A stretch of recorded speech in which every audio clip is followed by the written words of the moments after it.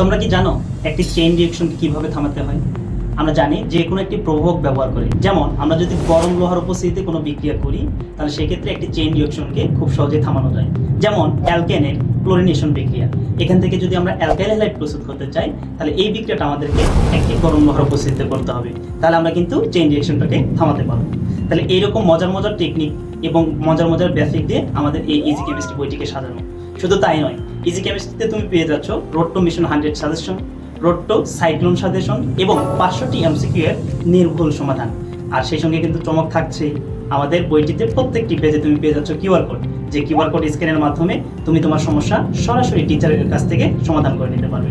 তার মানে বুঝতেই পারতেছো, বাংলাদেশে এই সর্বপ্রথম টেকনিক ইজ এডুকেশন এবং টেকনিক পাবলিকেশন নিয়ে এসেছে, বইয়ের সাথে শিক্ষক একদম ফ্রি। তাই বেশি দেরি না করে তুমি আমাদের ইজি কেমিস্ট্রি বইটি সংগ্রহ করে ফেলো এবং বইটি সংগ্রহ করার জন্য স্ক্রিনে দেওয়া নাম্বারে যোগাযোগ করো অথবা কমেন্ট বক্স চেক করো।